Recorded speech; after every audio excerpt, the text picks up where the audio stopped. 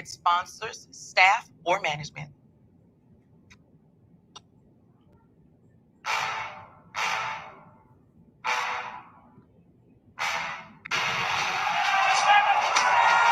When you walk out on that field today, ask yourself this question. What time is it? Game time! What time is it? Game time! What time is it? Game time! What time is it? Let's go! Weaver! Weaver! Weaver! Weaver! I'm going to the house! I'm going to the house! When I step on the field, I send one message. This is what it feels like. This is what it feels like. Football is getting hit. That's it. It's gonna be football now. What time is it? Game time. What time is it? Game time. What time is it? Game time. What time is it? Let's hunt now. Let's hunt now. Let's go. Let's hunt. Weaver. I'm going to the house. I'm going to the house. We're talking about the Jets like we're talking about the Saints. You know, all this, how we the Miami Heat of football. Yeah. The bottom line is you got to buckle up with chin straps. It's embarrassing. Yeah. Don't disrespect the game like that. My Lord. He's a man. He can be a kid just like us. He's a man. You already make the big money. He's a man. When you step on the field, man. That's what. New sponsor. New sponsor. It's Celsius water. Healthy. My bad. CJ. Healthy. What time is it? CJ tried to mess up my money yesterday. Game time. What time is it? Game time. What time is it? Let's go. Let's go. Let's go. Weaver. I'm going to the house. I'm going to the house. It's a wrap. Game over. I know this game is not over. In fact, it's just getting started right here on the lunch break on the legendary KYOK and the all-new 92.3 FM. We're streaming live on KYOKradio.org. And I tell you what, man, it is a lot going on in the world of sports. We got some NFL football tonight. The Cincinnati Bengals, my Cincinnati Bengals, it's well documented. I've got two teams. I've got the Cincinnati Bengals. I've got the New Orleans Saints. New Orleans comes first. Bengals right there next. And then I got a lot of appreciation for other teams. There's no rule that says you have to have one team, especially when you're like me and have lived in 14 different cities. I'm allowed. So anyway, Cincinnati Bengals going to host the Jacksonville Jaguars. That's going to be a good game tonight. And Prairie View, is going to be taking on Arkansas Pine Bluff tonight. That'll kick off at 6:30, and it'll be on the mothership. Just go ahead and go to the mothership, and you'll be able to see it broadcasting live there. So we'll be talking about that. But, my time and my attention has been on this Bill O'Brien story. A book entitled I'd Rather Be Feared, written by an ESPN reporter, talks a lot about New England and their inner workings and what they got going on over there. But I got somebody coming in who's going to let us know what she knows. Let me get her some theme music, because you know what? Folks be sleeping on her, and I don't like it. Kim Y. Davis, Chalk Talk Sports. I'm going to quit playing about this, because I know you like to say you started when you were about 2 years old, 3 years old. You were real young. But you've been in this business for a long time, and people need to put some respect on your name, and that's what we're going to do here on the lunch break. How you doing? Kim, can you hear me? I'm good. How are you? I'm stuck in traffic. Uh-oh. Okay. Can you hear me? Loud and clear, Kim. We got you loud and clear. Okay. Yeah, so I'm actually in my car. I was going to Rockets practice, but there's a really bad accident on 45, so I'm not going to make Rockets practice, and I'm also just kind of stuck in traffic. So, yeah. Well, see, that's another thing I love about you, because I'm not knocking anybody else's hustle, but you know how to adjust on the fly to get the stories out, to get the job done. And that comes from, being a veteran in this business like you are, Kim. And, we haven't done this in a while. Give people your background. Tell people how long and what you've done in this business. So let me try to give you a really short version. So I have been in the media business for about 30 years, covering sports. I covered both of the Rockets championships. I covered the Oilers when Warren Moon was there, when they drafted Steve McNair. I've covered championships. I covered the Astros in the Astrodome. I covered them winning the World Series. And I've worked around the country in Illinois and DC and in New Orleans. So my background's been mostly television. I started in print, working for newspapers. And now I have my own company so that I can not have to keep moving around the country and not have to ask somebody to let me do what I know I'm more than qualified to do, which Yeah, is to tell sports stories and have conversations that aren't always had, and offer a perspective that I think is definitely missing. And so I do that. I have a gourmet treats company, and in my business I also do some consulting. So in a nutshell, TV, radio. I've done network reporting, sidelines, talk radio. I've done it all, I guess. and Kim, I really do. I wanted to get that out because there are a lot of people who they kind of look at some people and they look at what they're doing and they feel like there's a comparison, and there is none, because Kim has done this on a whole lot of fronts, on a whole lot of levels, and well respected. And I mean that sincerely. And I apologize for not giving you your just due, because you definitely deserve it. Well, I appreciate that, and I realize that. And sometimes I'll have people say, "Oh, well, this person, that should be you," and I'm like, "No, it should not have to be an either or, Yeah, right? There's enough space where it should be, um, yes and right. yeah, It shouldn't have to be either or. So I'm not that person, but yeah, I just keep grinding and doing what I do. And the people who don't appreciate it, then that's not there's nothing I can do about that. So yeah, thank you. yeah. I appreciate you. No, no problem at all, because that kind of gets into what I want to talk about today. We saw, the whole deal with Maria Taylor and the other young lady. I'll put it like that, calling Maria her friend all this time, and as soon as it came down to it, it was she thought nothing more of Maria than being an affirmative action hire. We got Right. exclusive news yesterday that Bill O'Brien reportedly told a confidant that he saw the organization, the Texans, choosing him over Rick Smith as a somewhat hollow victory, because he, Bill O'Brien, was trying to get fired from the team so that he could take over as the New England Patriots head coach. Now, mind you, this was going on while Rick Smith's wife was dying from breast cancer. And for Bill O'Brien, it was nothing more than a hollow victory, because he was trying to get fired so he could take over at New England. What are your thoughts about that? So I think that's just awful and crazy. And I have to obviously preface it, what if in fact this is true, right? Because Right, got I don't think the Wickersham guy would make all this up without vetting it. But if in fact it's true, it speaks volumes, and it makes a lot of things make sense. And yeah, so apparently he thought he'd get fired and maybe go back as an offensive coordinator, because then when Belichick would be leaving, he could then ascend to that top spot. I I I never thought that Belichick was about to leave. That's not anything that I'd heard. That was kind of odd, and that's just the arrogance of him. But also, I don't know if I think it speaks more about the Texans organization and Cal McNair than it does Bill O'Brien. Because to me, it kind of speaks more about them.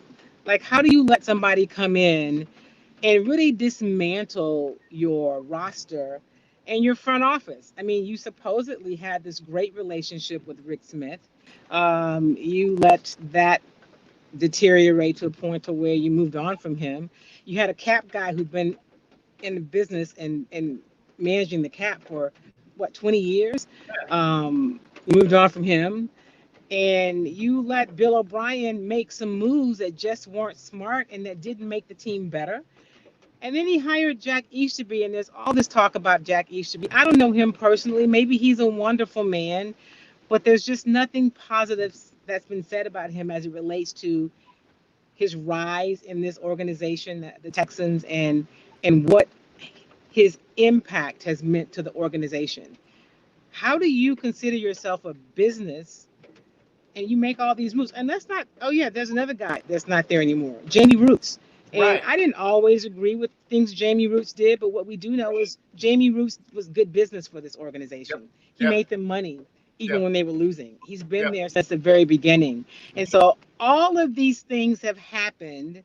And so, yeah, I just think it's the entitlement and privilege at a level that few of us can really relate to because we don't have that entitlement and privilege. But to Yep. think, you know what, I'm gonna do all this stuff and then I'll just get fired. Instead of just saying I don't want to be here and leave. No, no, I'm gonna get fired so I can, still get a check Yeah. and then go somewhere else. Ugh. Kim, I said that yesterday. We got Kim Davis, Chalk Talk Sports, and the KD Company joining us here on the lunch break.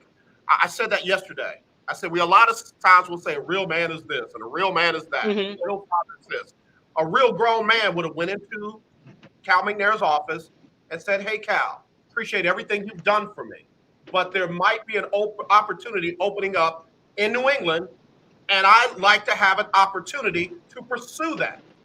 But no, Bill O'Brien would rather affect the lives of all these other people and work some idiotic, sinister plan to try and force his way and keep his money.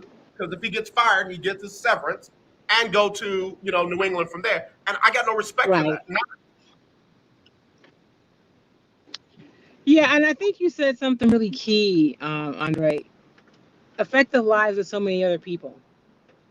If you don't want to be there, if you didn't want to be a part of the organization, just leave. right, Bounce. right, Deuces, I don't want to be here. right. But on the way, you want to just drag it down and destroy some other people. Again, I have to keep going back to if that is in fact true. I've talked to a couple of people like, there's no way it's true. And really, the people who said that, one person who said that was like, yeah, there's no way he wasn't going to get the job at New England. I tend to agree he wasn't going to get the job in New England, but it doesn't mean that that's not the sinister thought he had. Correct. You know, Correct. um, And Kim, let me say this. I Let me say this because met Bill O'Brien. no. So because he didn't know for a fact he was going to get the job, why not work this sinister plan where you know you're going to get a nice sum of money to be able to sit on if your plan doesn't work? So it lends more credibility to truth for me because of the way he went about it. If they were going to give him the Yeah, job, then he resigns here and goes there. I believe, like you said, this reporter would not risk being sued if there were not some truth to it. yeah. I think he had just a lot to lose. I've seen some people say, "Oh, it was a joke." Yeah, not really sure that that's a joke.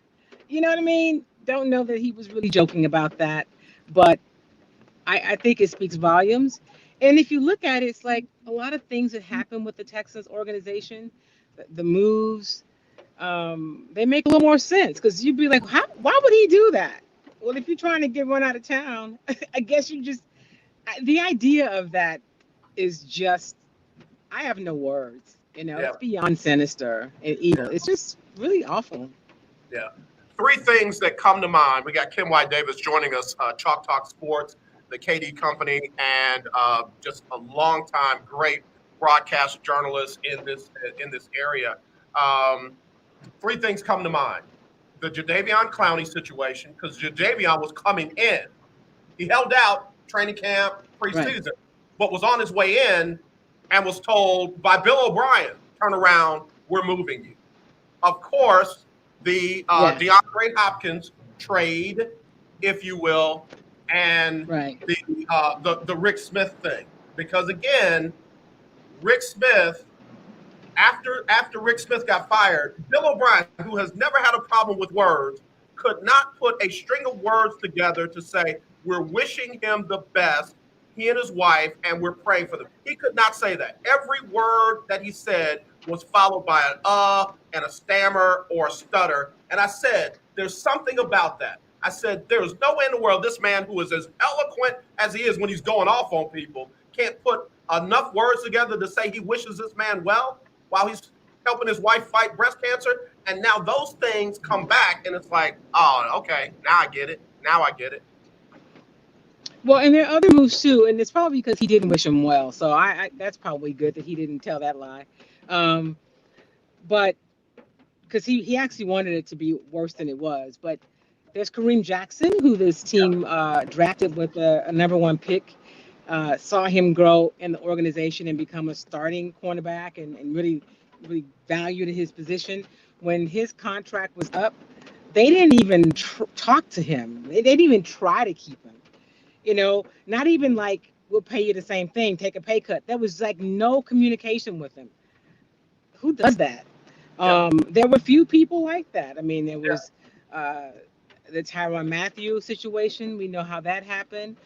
We know about the trade with Dwayne Brown, although that was really more probably on Mr. McNair because of the fact that rest in peace. I believe that he was bombarded. He was a little vocal, but clearly DeAndre Hopkins. And if in fact it's true that those are moves. And listen, Bill O'Brien said Jack Easterby was in lockstep with him, like his right hand guy. And if we keep hearing about culture right now with this organization, take that for what you will and what they're building. And if Jack and Bill were behind them, following some guys and just the kinds of things you've heard about what happened with this organization, with some of the players who are no longer here, and maybe some of the ones who are still here, I'm not really sure. It speaks to who they are as an organization. Meanwhile, let's look at the Houston Rockets, and let's look at what's happening with John Wall, right? And the organization said, listen, we've got all these young players, these young guards, we got to get them on the floor. They had a conversation with John Wall and said, we want you to mentor them. We want to find the space that's good for you. He's furthering his career. He's got a huge contract, but we need to get these guys on the court. We want you to help mentor them until we can figure out the best move for everybody.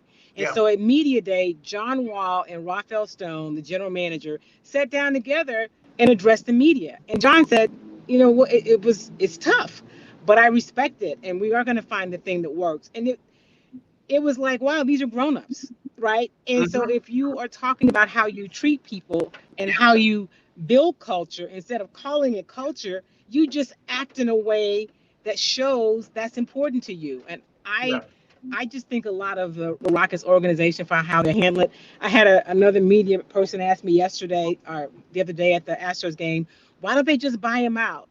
Well, they're not going to do that right now, and they're not going to say it because then that would mean they have no shot at making any kind of deal. They may end up having to do that. Who knows? John Wall's got a big contract, but the idea that he's going to go through practice, he's a part of the team, he's going to travel, he's going to mentor these young guys and be kind of another coach, and they're going to figure it out as grown-ups. I just think that's admirable, personally. I do too. And I give Rafael Stone a lot of credit for that. I'll even give Tillman Fertitta credit for allowing them to work it that way, as opposed to being the bull in the China cabinet, so to speak. It goes back to maybe they learned a little something from the Carmelo Anthony experience under a different administration than what they've got in place right now. And I can respect those who learn from previous mistakes. Right. I mean, even if you look at how they handled or how the organization handled James Harden, they traded him one of the places he wanted to go. They could have been ugly about it, but what's the point of that, right? Rafael got a deal that worked for James, and he got a deal that worked for the organization. I think everybody was surprised at how much he got in terms of draft capital for James, when the world knew he didn't want to be a Rocket anymore. Right. So it goes to show you, you can do things decent and in order, as we like to say. Yep. Kim Y. Davis, Chalk Talk Sports, the KD Company, joining us here on the lunch break. Kim, you brought up the Astros. Let's talk about them. They did not clinch last night. The magic number is still 1. They got whopped pretty good, 7-0. But the Tampa Rays were playing for something big as well. What do you think happens with the Astros Yeah. tonight? And do you think they're going to clinch? I don't know. We have to remember the Rays is that's a pretty good organization, right? Yeah. They're the real deal, and so I think the Astros, if they don't clinch, they'll clinch tomorrow. It's just hard to know. What's amazing to me is how people are so negative about Dusty. They've got him running him out of town. Whether it's some of your other colleagues or whether it's on Twitter, I don't get it. I don't understand it, I don't but either. I don't either. I want them to. Hopefully, they clinch tonight. Actually, tomorrow night, because I'll be there. But that's tonight would be better for them to just get that over with and just be done with it.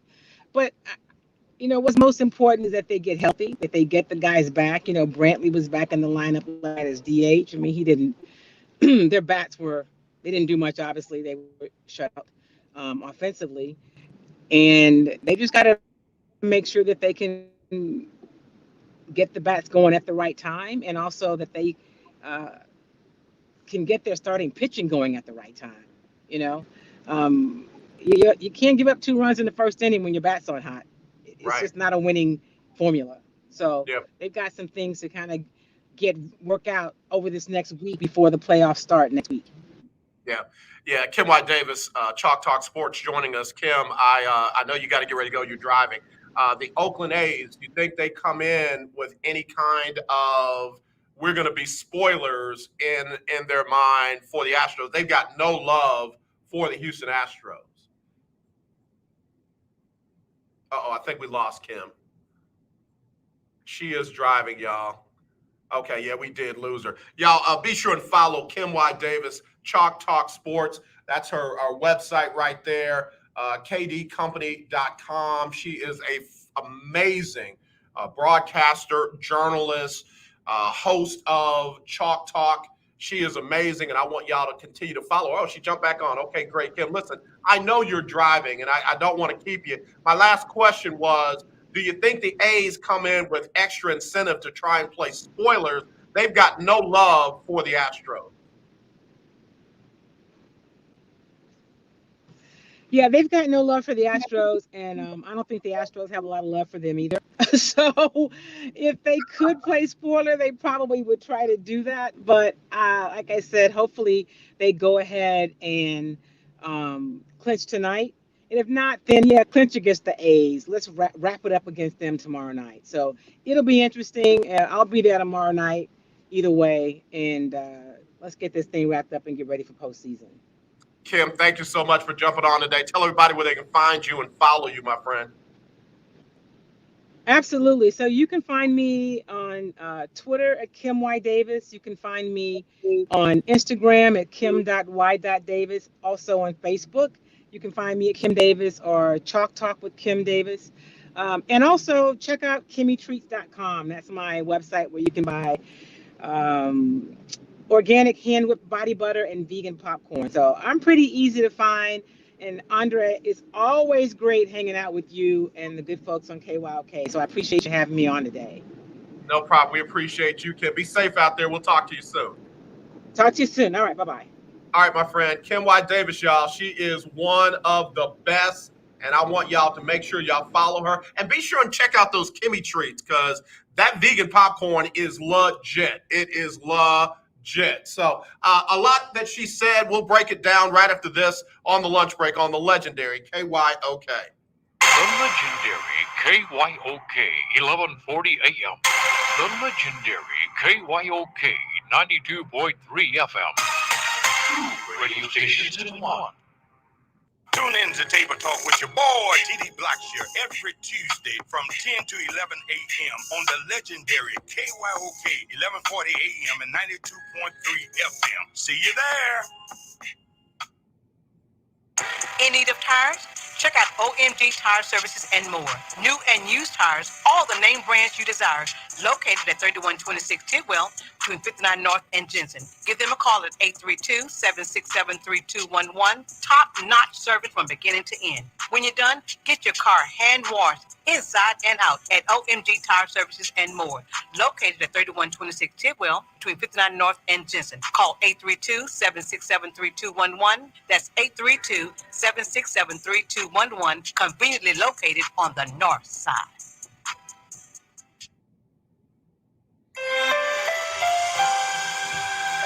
This is Irma J from Internal Revamp, and you're listening to AJ on the Lunch Break.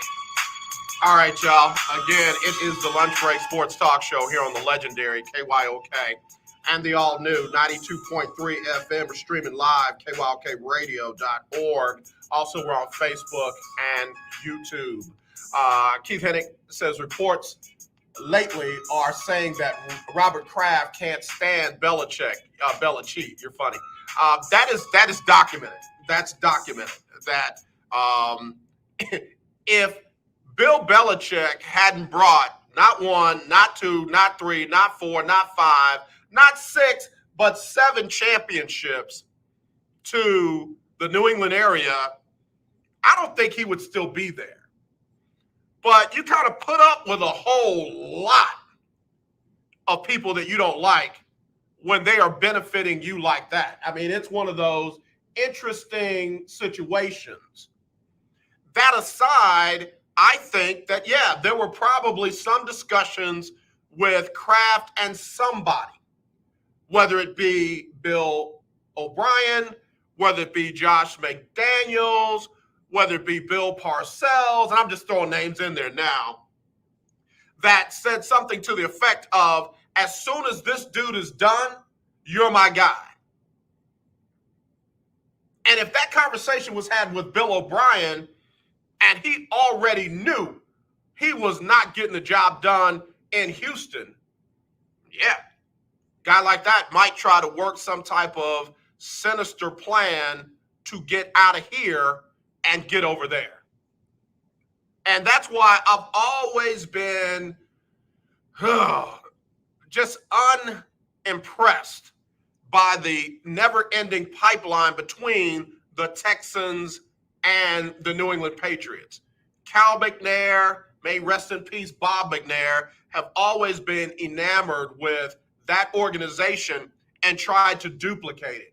I get that you use the gold standard as the gold standard, but you don't try to imitate somebody. What you try to do is take the good things that they do and implement them in your organization. Not every coach, not every player, not every front office executive. And that's what the Texans have done.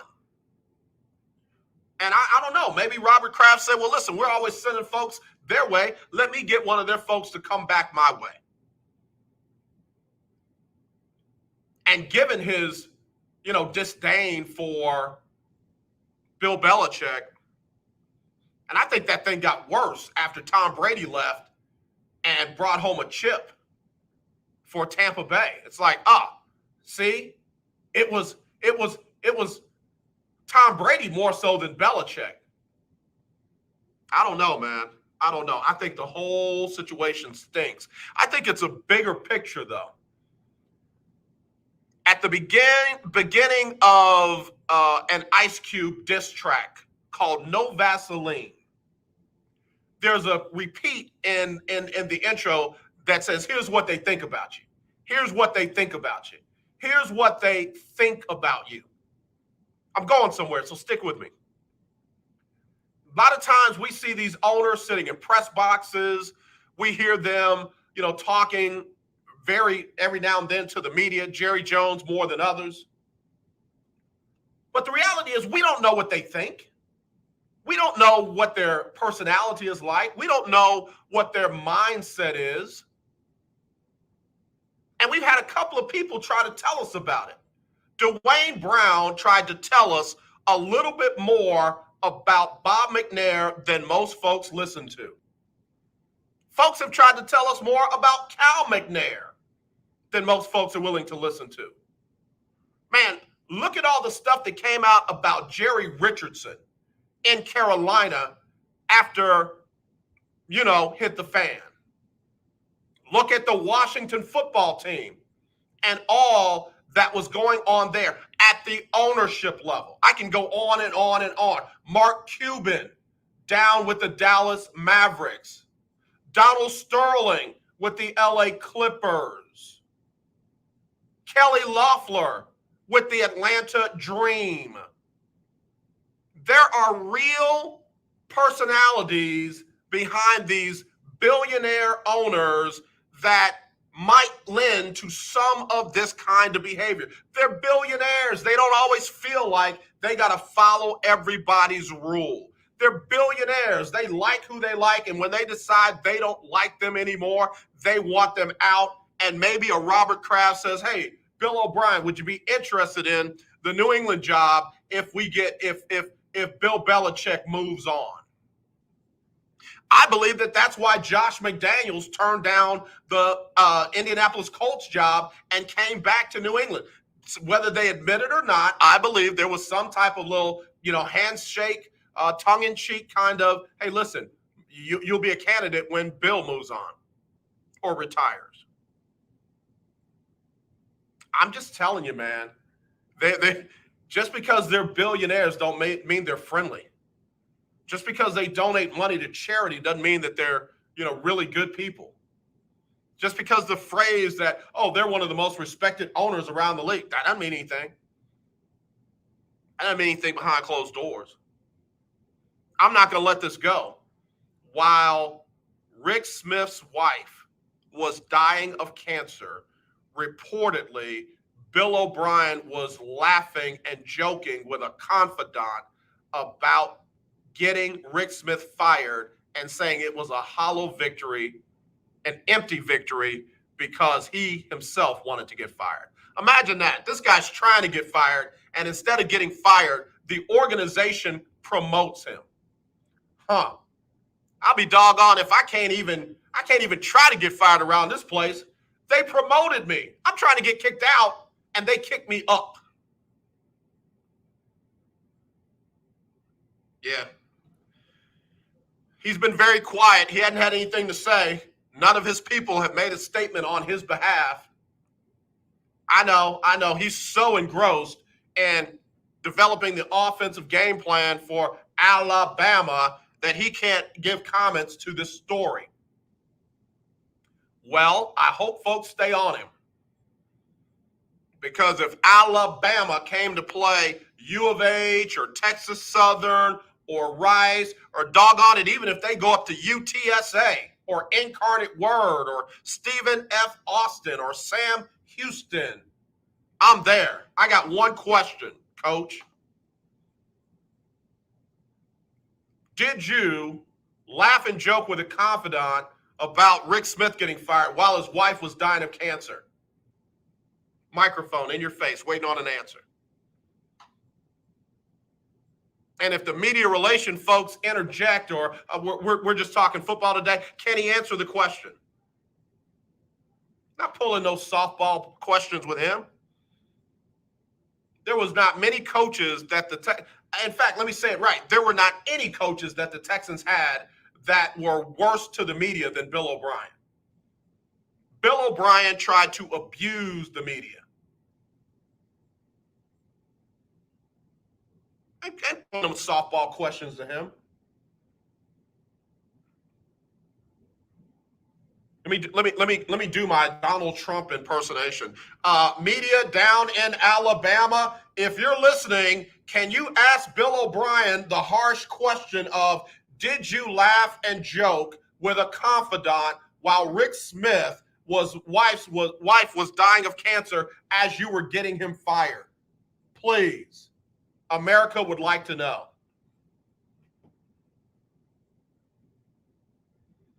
Somebody said, what's that got to do with Donald Trump? Remember when he shouted out to Russia? He said, Russia. If you're listening, if you can find the emails,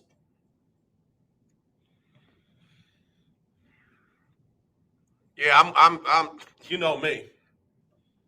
Everybody thought I wasn't a Texan fan. I wasn't a Bill O'Brien fan. I told y'all the day they hired that joker that we were in trouble. I told y'all that. Y'all didn't want to listen to it. Oh, AJ, you're such a hater. I ain't no hater. I smell something that comes out of the back end of a bull. That dude tricked y'all into that job. He was not the best pro. Look at all the AFC championships. No, he didn't win no AFC championship. AFC South, baby. AFC South. He won like the district championship. He won like the rec league. He didn't win nothing. He didn't win city. He didn't win state. All right, take a break. We'll be right back right after this on lunch break. Go on in 281-453-1000, 281-453-1000, or text me 832-403-5005. You're listening to 1140 AM and 92.3 FM. The legendary KYOK. Do you have high blood pressure or diabetes? Are you over the age of 65 and covered by Medicare? Then pay close attention to this message. Medicare has introduced some new benefits to help consumers during these cautious COVID-19 times. They realize many of you don't want to leave your home to visit a doctor. So now you can get a remote patient monitoring device shipped to your home at little or no cost to you. Now your doctor can identify your problems in real time, which could potentially save your life. Victory Medical can easily ship this monitoring device directly to your home at little or no cost to you. If you have high blood pressure or diabetes and you're covered by Medicare, make this free call right now to see if you qualify for a new remote patient monitoring device. Call now. 800-213-9527. 800-213-9527. 800-213-9527. That's 800-213-9527.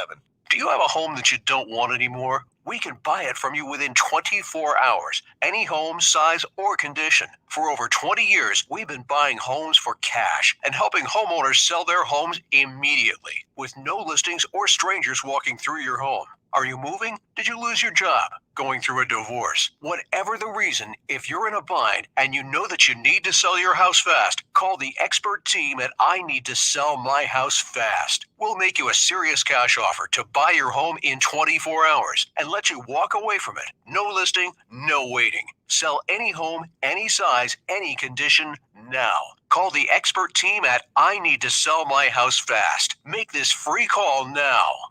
800-306-1760. 800-306-1760. 800-306-1760. That's 800-306-1760.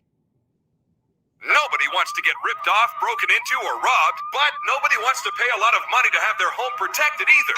I've got an offer to tell you about to provide home security for your home for less than $1 a day. For real, with no installation or equipment charges.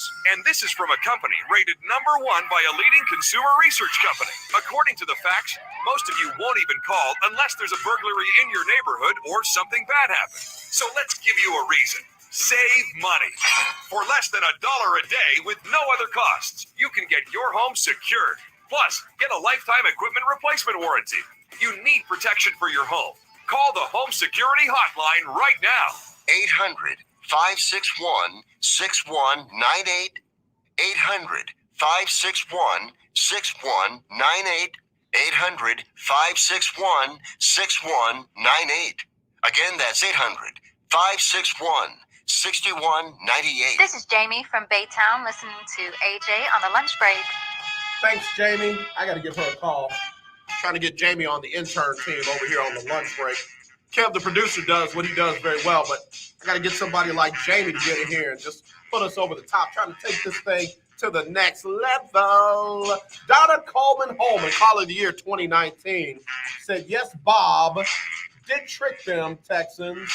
A baby Belichick. He told him, yeah, right, LOL. You know, I'm serious, man. Like, dude was like a celebrity impersonator. You know what I mean? Like, you can't get Michael Jackson, so you get the guy that looks like Michael Jackson. You can't get The Rock. If you smell what The Rock is cooking, you get the look-alike. And then you have your little event, and you got a look-alike there. And somewhere in your advertisement, you have not the real Rock, a impersonator, celebrity impersonator. That's what Bill O'Brien was. He was a Bill Belichick impersonator. And yeah, he won a few AFC South championships, if you want to call them that. But what did that get you? What did that get you? It got you a trip to the playoffs where more often than not, he was one and done. All right, I'll ask it this way, Texan fans, and Texan fans alone. Is the organization better for having Bill O'Brien? I'll wait. Right now, not in the future and not back then, right now, is the organization better for having had Bill O'Brien?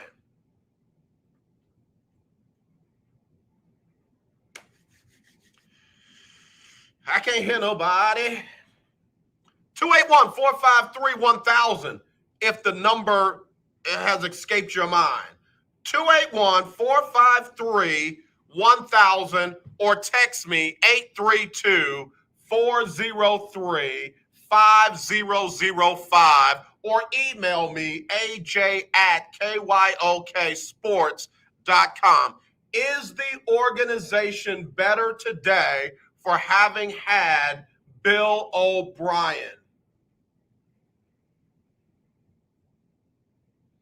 Pastor AJ, what was that? What in the world? What are you talking about? What are you talking about, CJ? I don't even know what you're talking about.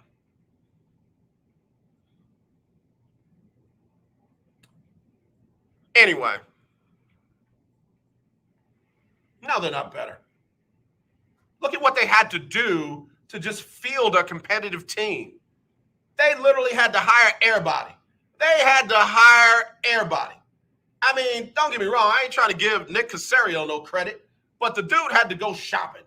He had to find players under rocks. He had to find players in grocery stores. He had to find players in the bathroom. He had to find players at the park. He had to find players in other leagues. I mean, dude had to go find players everywhere on the cheap.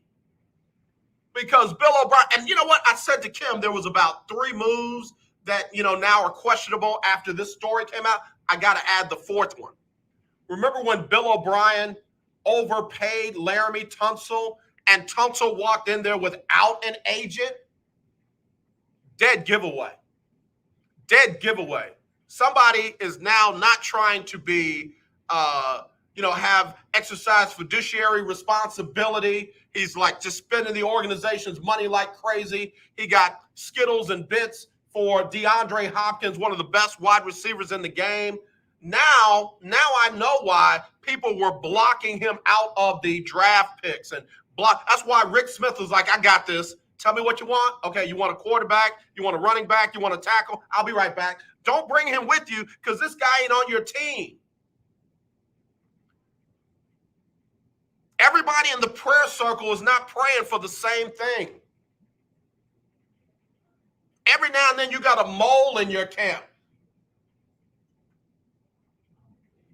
Bill O'Brien might have been a plant for all we know. I'm telling y'all, hey, listen. Oh, she talking about me doing the rock. Girl, if you don't know the rock, saying, if you smell what the rock is cooking, you don't know the rock.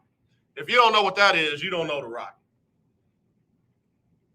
Do you know the rock? It doesn't matter if you know the rock. Come on, y'all. Y'all know that's good stuff. You know I could be a rock impersonator. Hold on.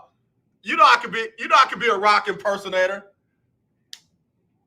Heck, I can impersonate. I could be a celebrity impersonator for Hulk Hogan. Listen, brother, the 24-inch pythons, when they wrap around you and all the Hulkamaniacs started screaming my name, Hulkster, Hulkster. Listen, brother, what you gonna do when AJ the Hulk runs wild on you? I can do Randy Macho Man Savage. Oh, yeah. It's the Macho Man. Don't get me going. Wrestling I got. Wrestling I can do. L-Dub, Rodney DeWalt, she trying to question my rock impersonation. I should block her how do I block her? I could block her. Put the user in timeout. Boy, CJ, I almost hit that button that said I could put you in timeout. They give me too much stuff on here. She says, I know The Rock, the actor. Oh, gosh. CJ, I really almost might block you, man. If you don't know The Rock, the wrestler, and all you know is The Rock, the actor, you got to go. This show might be too advanced for you. Good Lord. Throwback Thursday, man. Somebody, Throwback Thursday, give me your favorite wrestler, favorite pro wrestler. Don't make anything up. Give me your favorite pro wrestler of all time. For Throwback Thursday, give me your favorite pro wrestler of all time. Keith Hennig said, you sound like Gronk after a few adult. Keith, don't make me put you in timeout. I done found the timeout button. I done found the timeout button. Y'all are killing me. Who's your favorite pro wrestler from back in the day? Mine was Junkyard Dog, baby. JYD, the Junkyard Dog, the Big Thumper, Staggered Lee. Yeah, man, that was my favorite. I loved the Junkyard Dog. Willie Gibson with the win. Willie Gibson, that's why you my brother, man. Willie Gibson said the American Dream, Dusty Rhodes. Dusty and Dusty was never built like an athlete, but made a ton of money in wrestling. I love it. Okay, see, now y'all coming on. Milo like Lex Luger, huh? All right, Milo. That's a good one. Donna Coleman-Holman with Jerry the King Lawler. That's all right. Keith Hennig, Chief Wahoo McDaniel. Great fake fight. Keith, now we can't use the word fake when we're talking about wrestling, bro. You're going to get blocked for real. Aren't movies fake? They might be based on a true story, but they ain't actually the true story. Reality TV is not reality TV. So why are we going to call out wrestling for being fake when we don't call out Denzel Washington for being fake? Tom Cruise? We don't call them out for being fake. We're not going to call wrestling fake now. We're not going to do it. It's sports entertainment. CJ said, I was going to say Junkyard Dog too, for real. CJ, I don't believe you. I don't believe you. Only my friends down in Atlanta, Georgia will know this one. A brother by the name of Ray Candy was a phenomenal wrestler. I loved him. When we were younger, I think I was in first grade or kindergarten, and I used to get up on Saturday mornings. I get one of those big old, I call them mashed potato bowls, and fill it up with all my favorite peanut butter crunch cereal, Captain Crunch peanut butter, and pour all the milk in there. And I'd sit in front of the TV and watch wrestling, and Ray Candy was the business. CJ said, all right, now we're not going to bring Denzel into, well, you can't call wrestling fake if you don't call Denzel movies fake. Denzel really did not hold people hostage in a hospital until his son got a heart transplant. Sorry. Denzel did not really tell another police officer, King Kong ain't got nothing on me. It's fake. It's fake. If we're not going to call those fake, we're not going to call wrestling fake. Sorry. Mel Gibson, I don't care how good he sounded in Braveheart, it didn't happen. Wasn't real. It's fake. Mess with me. I'll mess back with you. We know that. Well, then what? So people say we know that. Then why do you act like we all need to know that wrestling is fake? It's kind of like being Captain Obvious. I think it's great athletic skill to me when 300-pound men can jump off of a 3-foot, 5-foot rope into another 300-pound man and they don't kill each other. Coco, beware. Milo, you about to get the win for the day. Do I have any more of those Luther barbecue certificates? Milo, I think I'm going to send you some Luther barbecue, brother. Coco Beware is a good one. Used to have that big parrot down the side of his tights. That's a good one, Milo. Give me your favorite wrestler from back in the day. I told y'all a couple of stories about meeting the Nasty Boys in the airport in Atlanta. I was traveling back with a stuffed animal for my daughter. And these guys are like, look at that guy walking down the tarmac with a big old stuffed animal. Dude, are you all right? And I know who they were, so I wasn't intimidated or anything. Like, hey, man, I'm taking this to my daughter. And I was like, oh, man, that's great. That's great. Here, take a picture with us. And, back then we didn't have cell phones that could take a picture. So I had to pull out a real camera out of my bag, and I took pictures with them, and somebody took a picture of us. And I got back to I think I was living in Cincinnati at the time. I got back to Cincinnati. My daughter didn't care one bit about it. She didn't care one bit. They pulled out one of their promo pics and signed it all over to me. I mean, it meant more to me than it did to her. It meant more to me than it meant to her. And then I was in an airport, in one of those regional airports, where they have, Keith hit it, where they have the real small jets. And guess who was sitting in the gate area? Kamala. Big old Kamala. Yeah. He was getting ready to take a flight on one of those regional small jets. I made sure to know where he was going. Is he going to Dallas? No, he's not. Okay, I'm good. I'll get on the plane then. But if he's going to Dallas, I ain't trying to, size shame him or anything. I think the weight limit is there. Hello, you're live on the lunch break. Who's this? Well, AJ, lunch break is Ferdinand. Ferdinand, give me your favorite wrestler from back in the day.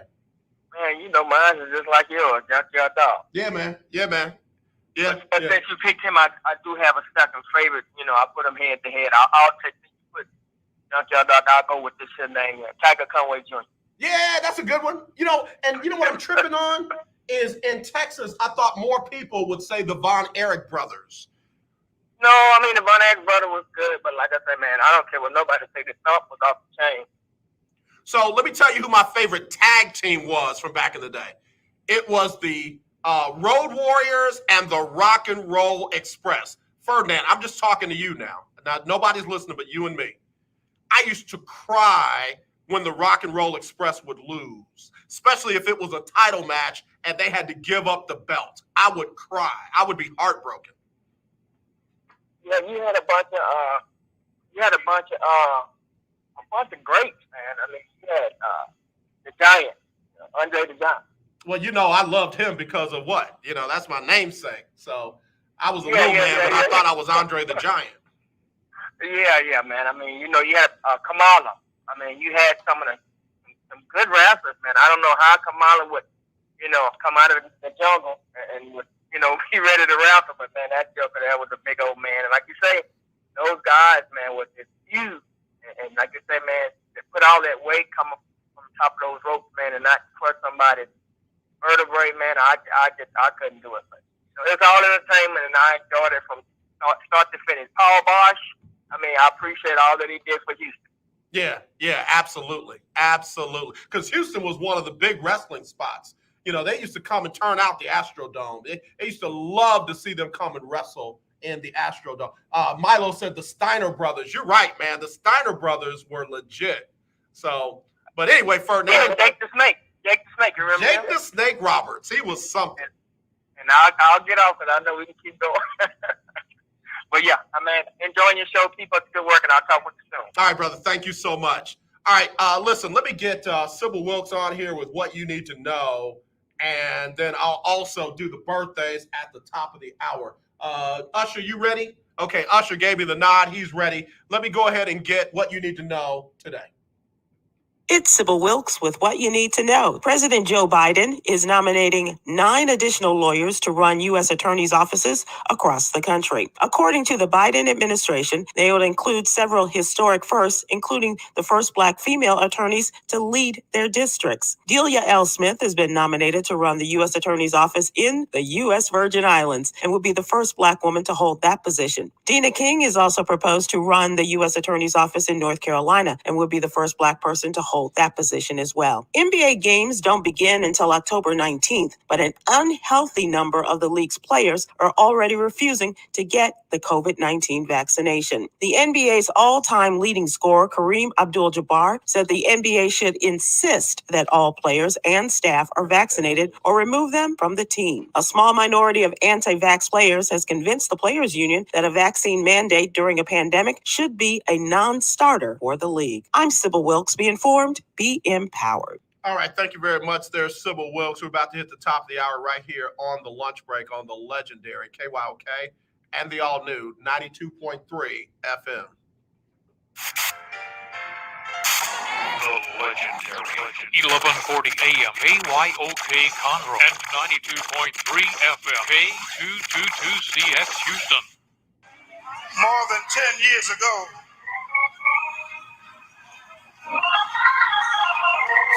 Dr. Clark, Twinkie, and The views and opinions expressed on all radio shows broadcast on KYOK are entirely those of the hosts, guests, and callers who are entirely responsible for all show content and do not in any way reflect the opinions of KYOK Radio, its sponsors, staff, or management.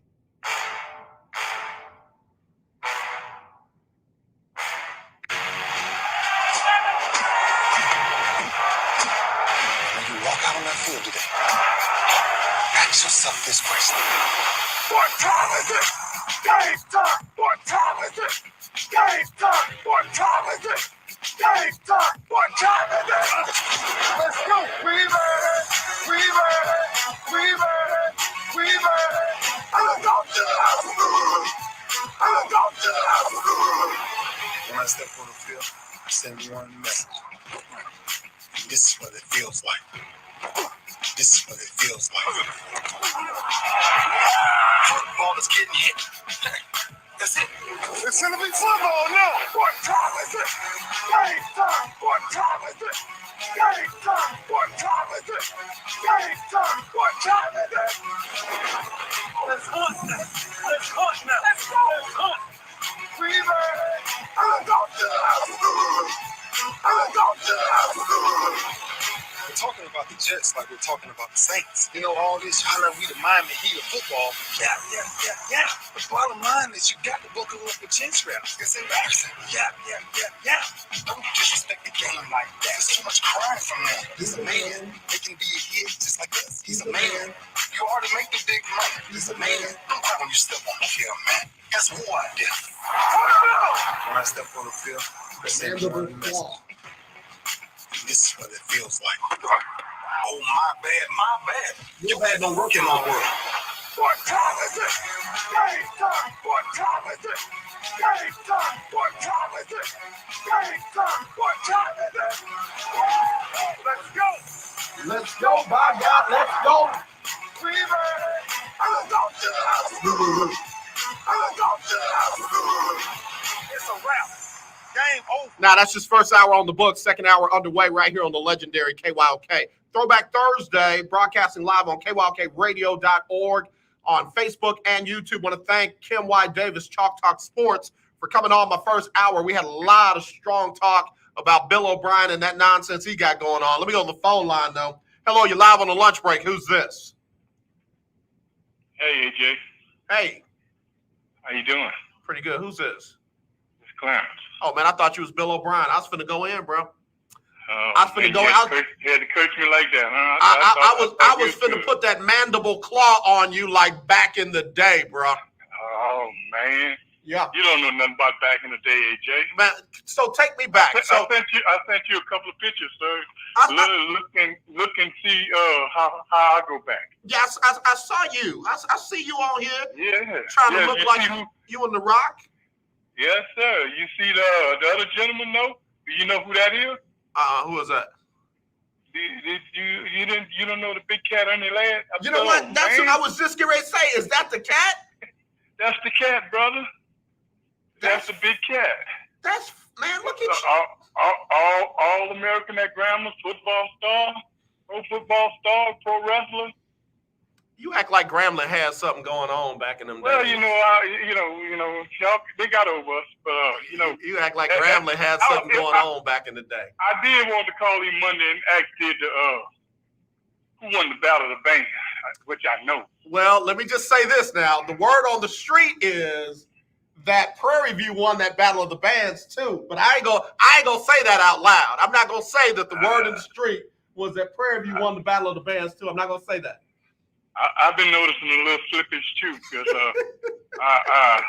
when my son was playing there, we all in a certain section of the family of the athletes, and I had to stand up and turn around and tell folks, hey, y'all need to stop that booing. They was booing when Prairie View got on the field. Y'all need to stop that. That could be your kid over at that school. That's somebody's child. That's true. You're right about that. Because they was bad back then, but you don't boom or nothing like that.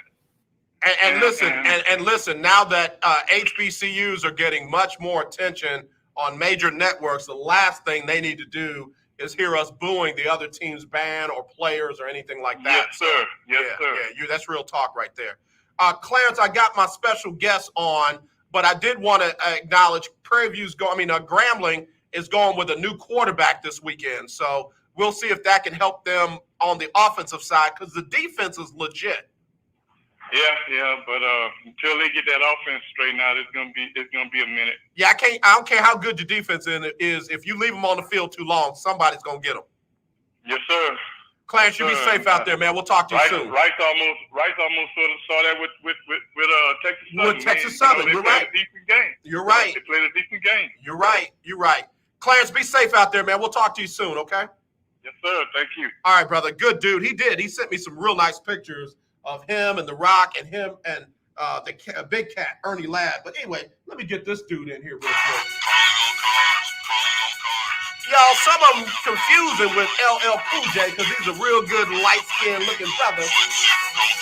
And I don't think he wear no gold chains, but he's a bad man when it comes to Houston Roundball Review. It is Kris Gardner. What up, brother? How you doing? I'm doing fine, man. I'm a touch your hand, man. I'm not sis Kim Y Davis. Oh man, I'm sorry. I love Kim, but I'm not Kim. I don't want to steal her thunder. I get caught up. Hold on, you right here. I got you right here. Don't. I know you the man that taught me how to use all this stuff. So yeah. Man. Hold on. I'm trying to find you. I need to okay, there you are. Bam. So real quick. Who was your favorite wrestler back in the day? JYD. I love y'all, man. See, you, Ferdinand, and everybody else that said Junkyard Dog, y'all know good wrestling. Excuse me, good wrestling. Wrestling, I know right. good wrestling. Yeah. So we had a young lady, and just FYI, there's a button on there that will allow you to put a caller or a viewer in timeout, and I almost used it on CJ. Okay. Because for two reasons. One, I was using an analogy, and I said, like The Rock would say, if you smell what The Rock is cooking. And she had the nerve to say, what was that? I'm like, what are you talking about? That's The Rock. And she goes, oh, I know The Rock, the actor. I'm like, wait a minute, if you don't know The Rock, the wrestler, you got to go in timeout. And then she had the nerve to say wrestling was fake. And I said, well, you don't say Denzel Washington movies are fake. You don't say Tom Cruise movies are fake. And they are. Mel Gibson, pick somebody. They're fake. Why we got to talk about wrestling being fake all the time? See, I almost put her in timeout twice. So just FYI, there's a timeout button. These little so when they make a comment, there's a little three dots right there. If you click on it, it'll give you the option to delete the comment or to block the user or put them in timeout. FYI. Cool to know. I think I've noticed that when I'm in studio and control producing. So yeah. I've always wondered that because I was kind of concerned. Y'all are doing a great job too. Folks talking sports. But you're gonna have to leave. You're gonna have to leave. What's her name? Tamar? What's her name? Yeah. Yeah, leave her alone. Leave her alone. Oh no. I'm not gonna do that. That's your mentee, but she can eat her snacks and stuff. It's tough love. She knows how I am. We've been spent a lot of time together last, 5-6 years or so. So she knows how I am now. Yeah, she had on an orange shirt. You tried to go off on her orange shirt. Leave that girl alone, man. Yeah. She'll be on tomorrow. We're going to be broadcasting again, streaming. I guess that's the term now, streaming, while U of H football is playing. So that's going to be interesting. We'll do that. And I've added another young lady to join the family. I met her finally yesterday in person at U of H women's basketball practice. Jayla Mason with Daily Cougar school paper. Okay. She's agreed to be a guest on the show, probably starting next week because she's visiting her grandma. It's coming weekend for grandma's birthday. So, Kris, it's outstanding work you and Andy and Willie Gibson and the rest of the folks on the show are doing. We had Kim Watt Davis on the show. Obviously, she was on her way down to Rockets practice. Apparently, there was an accident or something down there. Couldn't get all the way. A lot of folks are talking about the John Wall situation. Why don't the Rockets just buy him out? Why would they pay him all that money to just sit and not play? What are your thoughts about the situation? Hearing it Monday at the media day, it was bizarre. I mean, listen to Rafael Stone talk about it. Rafael said he was asked point blank about whether the Rockets consider a buyout. Rafael said, no, we are not considering a buyout at this time. And sounded like no plan for a buyout. Yeah. And John Wall was asked, John, will you travel with the team on the road? Yes. Will you be with the team in home games? Yes. So he's just not going to play for the Rockets. They've reached this agreement until they find a trade that suits both parties. John Wall is going to be a coach. Basically, that's going to be his role. He's going to mentor the younger players, younger guards, and collect that paycheck. Yeah. And we one thing Kim and I talked about is them learning from some of their past, I don't want to call them mistakes, but just the way they've handled some things in the past. They didn't do the right thing with Carmelo. They took them a while to figure out how to handle the James Harden situation, but they ultimately traded him to the place he wanted to go, one of the places he wanted to go, and they got back a nice haul for him. So I just feel like, kind of seeing how things have happened in the past, it just made sense that we don't have to handle this poorly with John Wall. It doesn't need to be antagonistic. And that's one thing Rafael mentioned is this is how he wants the organization to be, how he wants to treat the players. And, yes, it is a business, but where in business does it say you cannot treat your players with respect? Yeah. So kudos to him for doing that. And right now in the Rockets timeline, they're not going to win a championship this year, next year. So what's the rush? Why just buy out John's contract if the hope in the future at some point, injuries across the league, they may get a team to give him something in return for John? What's the rush? Yeah, Kris, we got to take a quick break. When we come back, I want to talk about what you just said. The Rockets are not going to win a championship this year. Obviously, there's some numbers that have been put out about what they think each team will do in the league. I'll be right back with Kris Gardner. We'll talk about that on the lunch break on the legendary KYOK and the all-new 92.3 FM. If you want to get in, I know y'all always have questions for Kris. 281-453-1000, 281-453-1000, or text me 832-403-5005. This is Claude Cummings Jr., Vice President of the Communication Workers of America District 6. Trey and I are inviting you to listen in to our new political talk show, Power to the People Political Hour. Hello, this is Trey Daniels from the Daniels Group. Yes, Claude, the show will be hard-hitting and informative, talking about national and local political issues of the day, week, and month. Interviews will be with pastors, community leaders, elected officials, and political operatives. Claude, a part of our responsibility is informing the citizenry and give them power to the people. That's right, Trey. We're asking that you listen in on 1140 AM, 92.3, or streaming on KYOKradio.org, Thursdays at 10 a.m. Give the people what they want.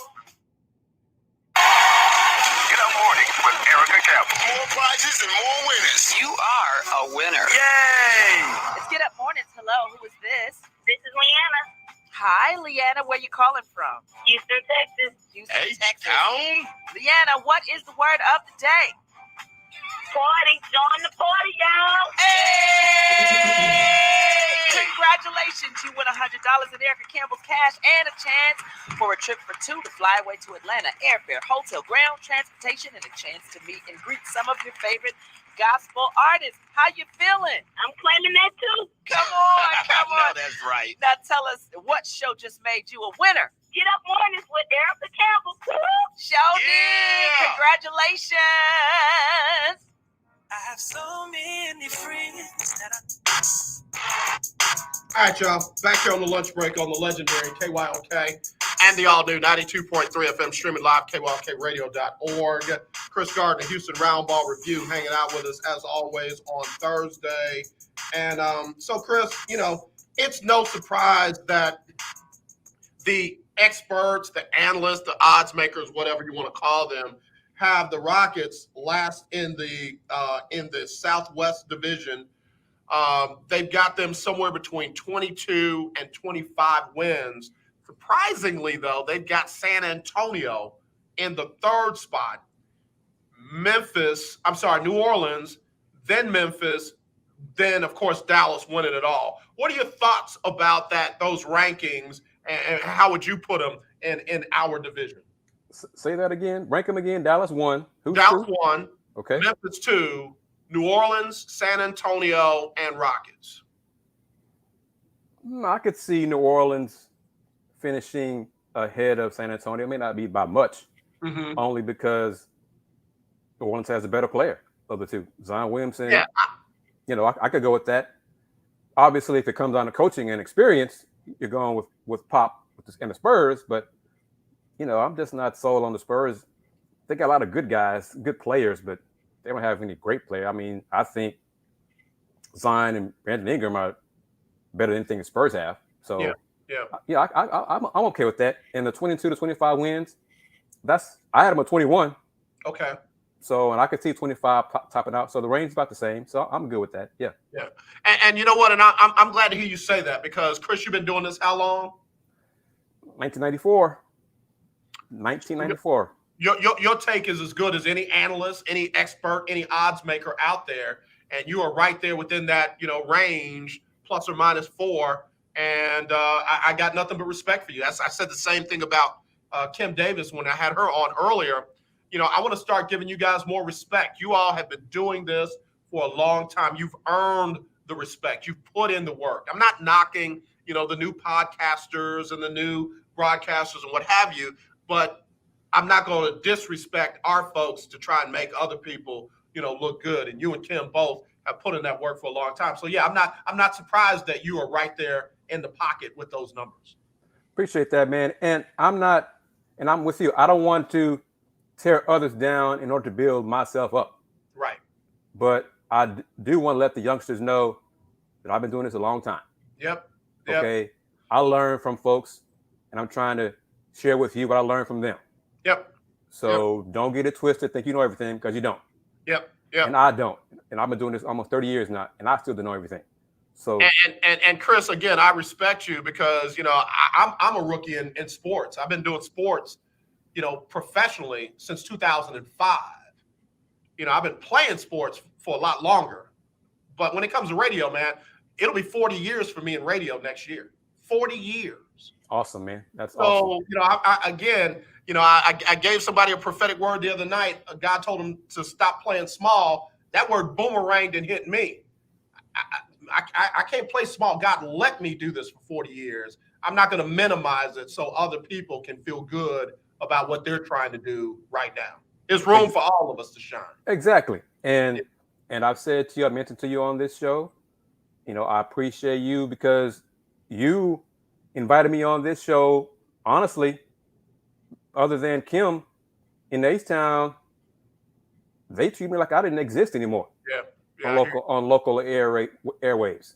Yeah. So y'all, resurrected me basically, and then with the streaming platform, I've learned from you how to make it work for me and Andy and Will, and then going to pass it forward with Tamer and Jayla.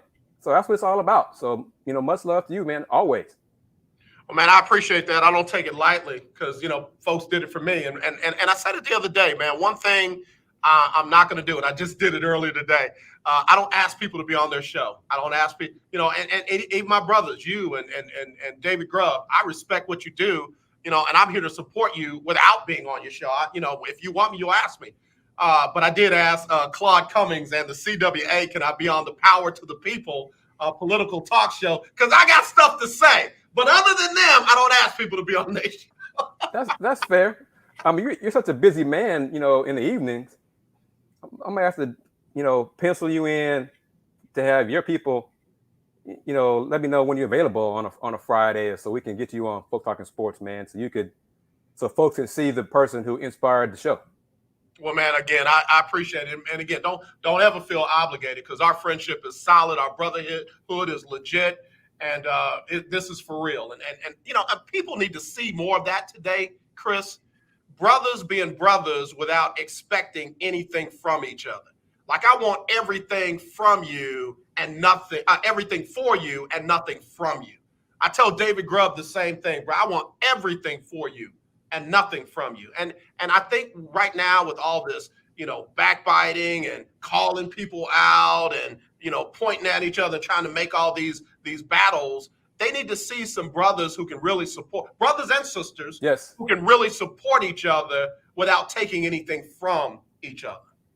And to that, a sister who, Cheryl Coward with hoopfeed.com, plugging her, she sent me a message yesterday. She was one of the 10 recipients of the NABJ grant for entrepreneurs. Wow. So she, hoopfeed.com, women's basketball source.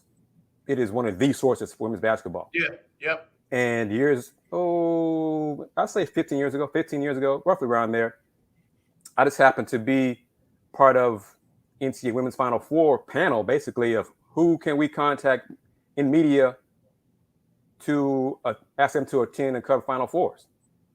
And I suggested her. And she's taking it and run with it. Yeah. So that's what it's all about. I want people I want good things to happen for good people. I do too. She's good people. Yeah. And we haven't seen each other face to face in a couple of years now because of all this stuff. Yeah. And we're hopefully going to do that in 2022 at the Women's Final Four. But we reached out and she helped me. She asked me if I could give her some insight on the local city and state teams for a women's basketball preview she's doing for the Dave Campbell magazine.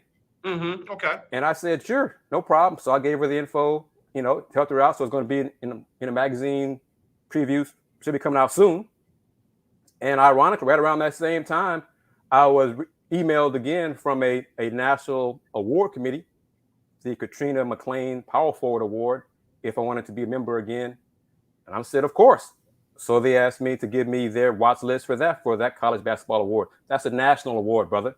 Mm-hmm. So when I say to these people, these youngsters in here in town, who think they know everything, maybe not. Maybe you don't know everything. Yeah. That's a national award. I'm reaching out to a national person to get her on a podcast again. Yeah. So put in that work. Kris Gardner, Houston Roundball Review. Good brother, man. I'm glad to have you on the show. I'm glad to have you as my brother and my friend. Let's go back to the Spurs for a second. Obviously, they lost two of their veteran players in LaMarcus Aldridge, partway through last year. And then this year, DeMar DeRozan in the offseason going other places. I followed DeJounte Murray. And DeJounte Murray, man, is just embracing this opportunity. Like, he is trying to encourage Spurs fans, don't sleep on us. This team is going to be fun to watch. Now, he's not talking about win totals and what have you, but I feel his energy. I feel his heart. And when you look at Pop has introduced most of the fan base to players that they really didn't hear a whole lot about, when these guys were coming out. He was on a whole lot of draft boards talking about Tony Parker, the little kid from France, but look at what he turned into under, Pop. Of course, Tim Duncan was Tim Duncan all the way through college. The Admiral was who he was, But there are a lot of other names that we would not have known about except for in Greg Popovich's system. Who could that possibly be this year? On the Spurs? Yeah. Oh, no question. It's DeJounte Murray. Oh, no, no doubt. And I agree with him. They will be fun to watch, just like the Rockets. I just don't see them winning enough games to get to the playoffs. Yeah, same here. You know, and that's where the Spurs are right now. They could be average. Well, average doesn't get you a championship. Yeah. You know, the Rockets right now are rebuilding to get to a championship. Yeah. So their steps in the process. And while we're talking about youngsters, I want to mention one young lion in the media, Kelly Eco with The Athletic, who covers the Rockets. Yeah. Much love to him for agreeing to be a guest on my podcast. You can go to my YouTube channel to watch that. He appreciates, he calls me OG because the time I've put into the work, and he does great work. And I always give him his props for putting in the work because he works hard, and he's worked so hard to get to where he is. Starting out here, locally, and now he's national beat writer for The Athletic. So hard work pays off. But Really some does. folks forget where they come from. Yeah. And sometimes I got to remind people, okay, I do this too. Yeah. Yeah. I legitimately had somebody that I've been following for a while, and I took a chance, asked them to be on the show, and they came back with asking me for numbers and ratings and number of followers. And, I see you only have like 1,500 followers on Twitter. And I'm, never mind. No, thank you. Good luck to you. Yeah. And I wish you well. Bruh, you can pay for followers. Sure. You can get the right people behind the scenes and get a check mark. That doesn't speak to the quality of your work. And like I said, 40 years, bro. I'm not begging nobody to do nothing. And I'm grateful, man. I'm honored, and I thank God for the Kris Gardners and the Willie Gibsons and the Valencia Kings and the Kelsey Nicole Nelsons. And I mean, man, you all are my foundation. You all are the blood that runs through my veins. I thank God for the Keith Hennecks and the Ferdinands and the greatest and folks like that, man. Annette, this young lady has become like a friend to me, and she was a listener to the show. So, man, you said a mouthful when you said, remember where you came from. I'm not going to forsake the people that was here in the beginning to get some of the big names who want to know about numbers and ratings and check marks and followers and stuff like that. Exactly. And in starting the solo channel on my YouTube channel, Rocket Talk, when I take questions and comments from the viewers, man, I'm just thrilled that people tuning in to give me questions. Yep. So I appreciate that and give them props. And some of them are becoming regulars, like Marty Marr, he tells me he's from Acres Homes. I appreciate that because they don't have to do that. There are a whole bunch of other outlets to get your Rocket Talk. So I feel blessed that they come tune in to my channel to discuss the Rockets and ask me what I think. So I'm not going to dump on folks who taking time out of their day to spend with me. And Kris, let me just say this, man, and this is something that I've tried to get the media personnel people with the Rockets, with the Texans, and I don't cover the Astros as much as I used to. That people in Acres Homes, people in Sunnyside, people in South Park, people in Fifth Ward, they want coverage from those teams as well. And by the way, they're not getting it from 610. They're not getting it from 790. They're not getting it from the Houston Chronicle. They're not getting it from John McClain and some of those folks. They can go over there and read it, but they relate to it when it comes from Houston Roundball Review. And they can relate to it when it comes from KYOK, one of the oldest Black-owned radio stations in this market since the early 60s, and KWWJ, which has been in this market for over 30 plus years. They can relate to it when it comes from there because we ask questions that relate to what they're interested in. We cover it from a standpoint that they want to hear it, and they gotta take some value and stock in that. They need to open up their eyes and their ears and realize what's going on in the city of Houston in terms of audience. Yeah. And, sometimes they're like, well, y'all can sleep if you want to. Yeah. That's fine. That's better for us.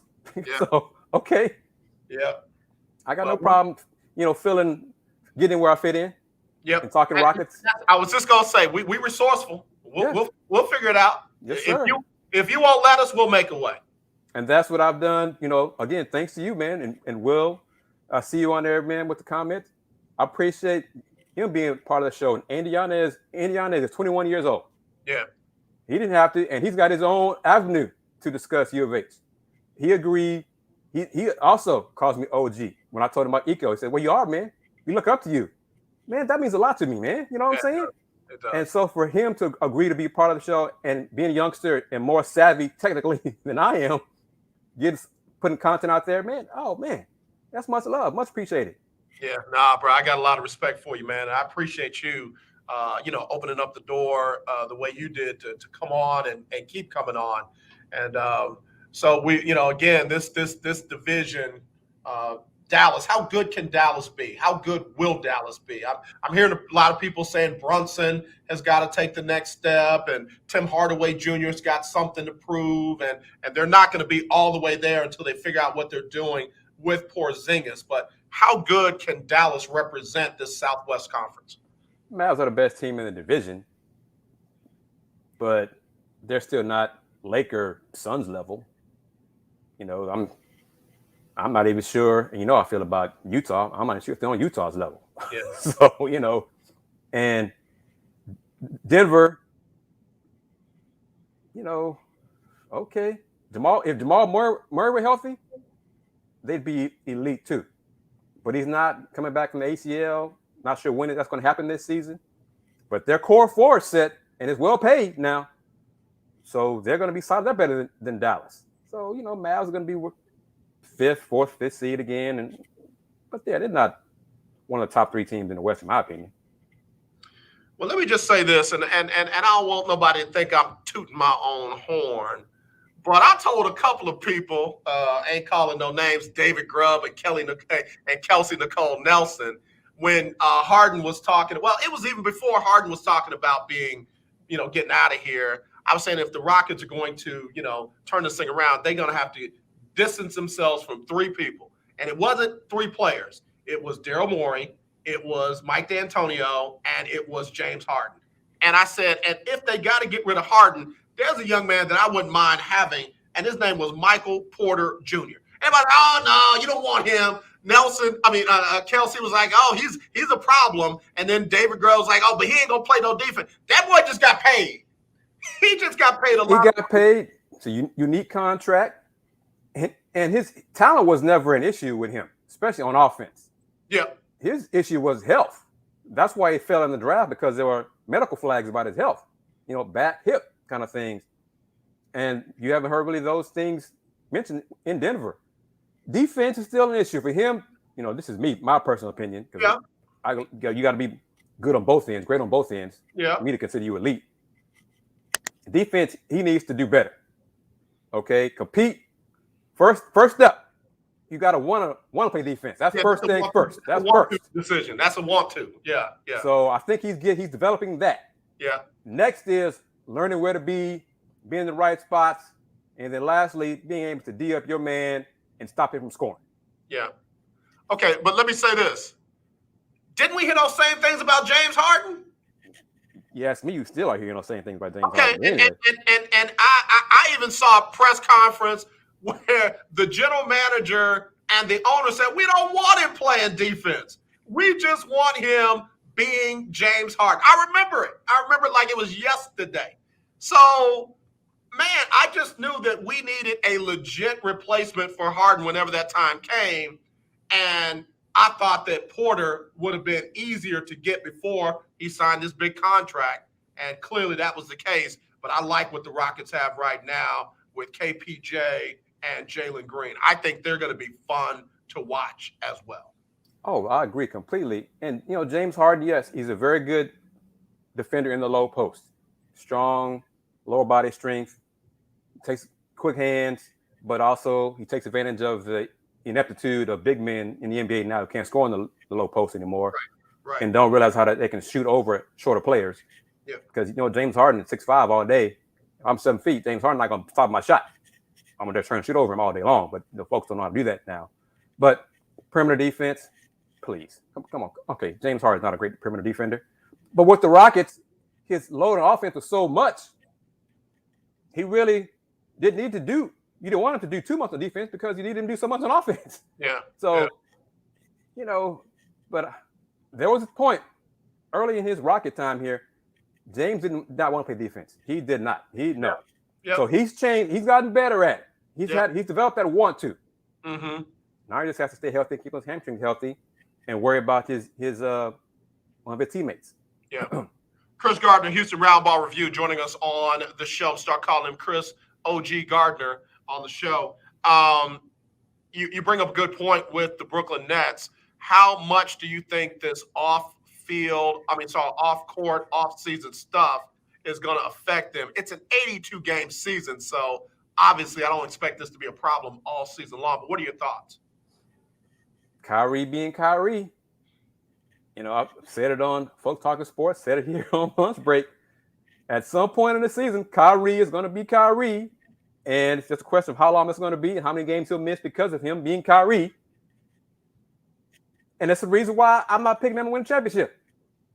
In addition to their injuries, you know, hamstrings and soft tissue injuries, I'm just not going to do it. You know, Kyrie, yeah, he's got his opinion. This is not an individual sport. Okay, this is a team sport.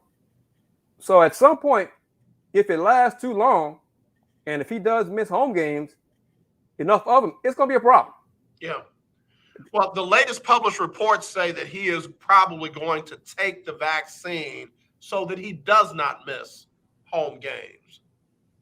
Money's a powerful motivator, man. Yeah. You know, we'll see it. Andrew Wiggins said earlier this week, I'm not going to get the vaccine. Okay, we'll see. That's your choice. Yeah. But in the city that your team is based, if you don't get that vaccine, you cannot play home games. And league says you don't do that, you will not get paid for those home games. So we'll see how long you and them principals, you stick to them. And then how long the Warriors be good with it too. Kareem Abdul-Jabbar has been very outspoken. In fact, he was saying that the teams should get rid of these players that choose not to get vaccinated. What are your thoughts about that extreme view? I have not read Cap's website about all those things. That's extreme. Yeah. I don't know if I want to go that far, but at some point, if it lasts too long, this choice is hurting the team on the court, and it's going to hurt the team bottom line. Yeah. And if you do that, you might have to get rid of these players. If the players, this is a choice. And to see the politicians, the hangers-on, the outsiders who are taking shots at the NBA does not mandate the players get the vaccine. Right. Because the union did not want to do that. Yep. This is a city health issue in San Francisco and in New York. So take up your issues and your fake outrage with those cities, not the NBA. Because I would like the NBA to mandate, but the union negotiated, you got to have it in collective bargaining agreement. Did not want to do that. Have not done that. Yeah. So the NBA is just encouraging this 10% to get vaccinated. That 10% won't do it. Okay. In those two cities that have that health department where you cannot participate in home games, don't get paid. Yeah. Yeah. That's your choice. Okay. Stick with it. See how long they do that. I want to see how long they do that. Stick to their principles. How long they're going to do that. So you know, just they play 82 games. Is it an even number of away and home games? Or we're saying 41. They're not going to get paid. They're going to just forfeit that salary for 41 games. That's what Jonathan Isaac in Orlando and Drew Wiggins in Golden State. That's what they say they're ready to do. Well, Isaac in Orlando, and I don't mean to be disrespectful, and I'm not going to be disrespectful. He lives in Florida.